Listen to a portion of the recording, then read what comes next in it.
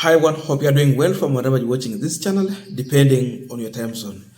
Now, there was a funeral function in Kakamega County where the Azimio leader Raila Odinga attended, and of course, most of the ODM members of parliament, MCS, and senators were there. In that event, Rashid Echesa, who is a William Ruto supporter, a man who vied on UDA ticket, but again, he lost, attended. Right now, Rashid Echesa is the chairman of the Kenya Water Towers. That means he got a job from William Ruto. But above all, Rashid Echesa, when he took over the microphone to address the people, he ended up exposing two individuals and again revealing something. The first person he exposed was William Ruto. And it's all about bribery.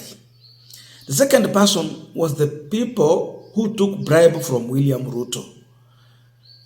Allegedly, some members of ODM party.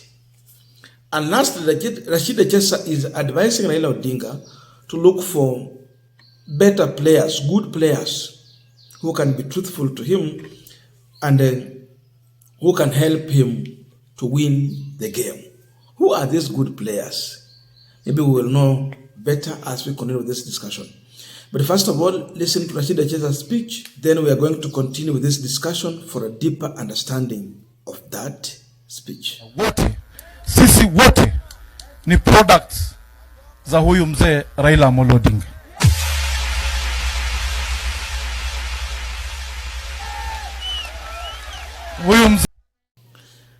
Now, we are continuing with this panel discussion, but just a quick request. For those who are watching and you have not subscribed, please consider subscribing. To our returning subscribers, I must say thank you so much. And again, to all our viewers, please give this video a thumbs up. Thank you so much, and back to this discussion. Now, when I listened to Rashid Echesa, I heard him saying that there are some of ODM members of parliament who took 1 million from William Samoei Ruto. Then from there, they started singing the government song. They started supporting the government. So from here, if we have to analyze that statement, the first question is, why did William Ruto give 1 million to ODM members of parliament? And what is the meaning of that? In my view, by the fact that Ruto gave 1 million, Rashid Echesa confirmed to Kenyans live on camera that Ruto bribed some members of parliament. And we have been saying here that the only way for William Ruto to survive is to buy members of parliament, bribe whoever he can bribe, for him to have his way. So Rashid Echesa has confirmed his leader bribed members of parliament. And we have been asking a question. How is Ruto spending the taxpayers' money? How is he spending our money? And from Rashid Echesa's speech, now you have the answer.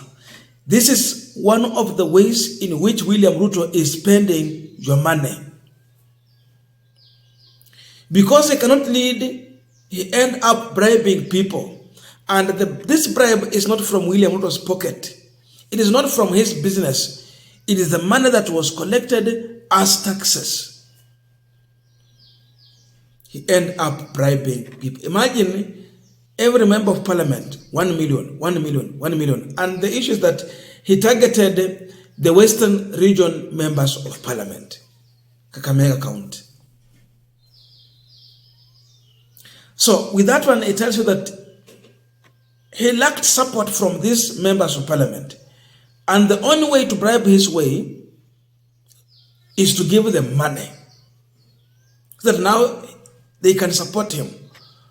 So Ruto has failed to lead, and instead he is using money in a very wrong way to remain in power. Rashid Echesa, who is a UDA insider, has confirmed this.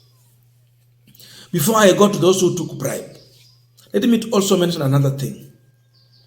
Rashid is saying that Raila, there are good players, and Raila just need to look for those good players to replace them, to replace these current players with those truthful, good players.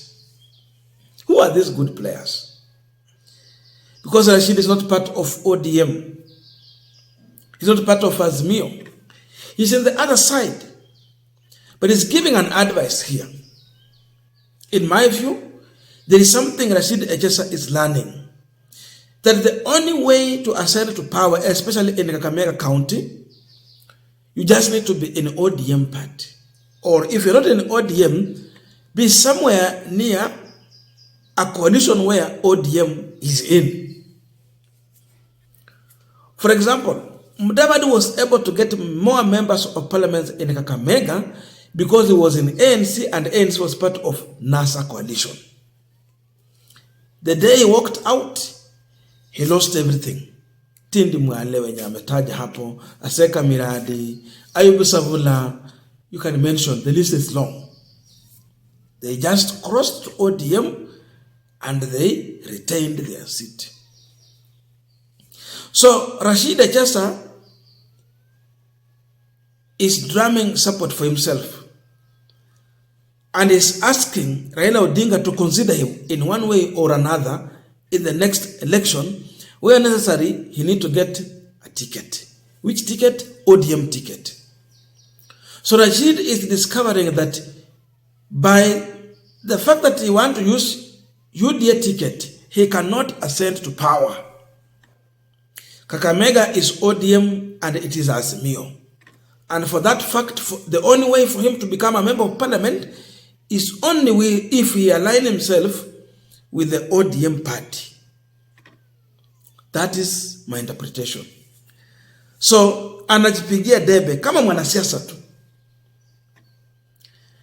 So, this is an indication that there is a possibility of Rashid Echesa dumping William Samuel Ruto in the near future. In the next election, what Rashid has learned is that the ground is not with Ruto. Kakamega has no any interest with supporting William Ruto. And therefore, the only way to ascend to power is to distance himself from one William Ruto and his leadership. They have failed completely. So this confirms that Kakamega is an ODM stronghold and Azimio stronghold. You walk out of Azimio, you are a nobody in Kakamega.